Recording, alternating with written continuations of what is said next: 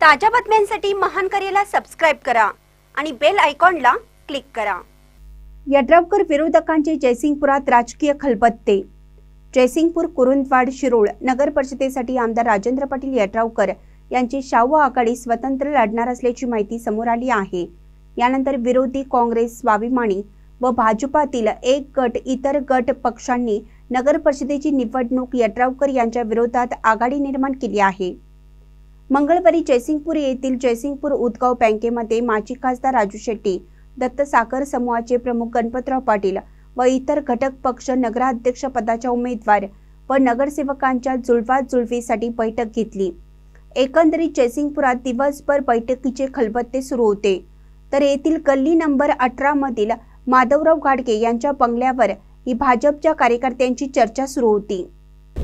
सोमवारी जयसिंगपूर येथे आमदार सतेज उर्फ बंटी पाटील यांनी काँग्रेस, स्वाभिमानी तसेच भाजपामधील एक गट एकत्र करत आमदार डॉक्टर राजेंद्र पाटील यड्रावकर यांच्या विरोधात जयसिंगपूर शिरोळ कुरुंदवाड नगर परिषदेची निवडणूक लढवण्याचा निर्णय जाहीर केला। याच पार्श्वभूमीवर मंगळवारी काँग्रेस, स्वाभिमानी व भाजपाचा एक गट उमेदवारांची जुळवाजुळव करण्यासाठी दुपारी 1 वाजल्यानंतर सायंकाळी 4 वाजेपर्यंत बैठक घेतली होती। यामुळे जयसिंगपुरात यड्रावकर विरोधातील सर्व विरोधक एकत्र आल्याचे चित्र जयसिंगपूरमध्ये पाहायला मिळालं।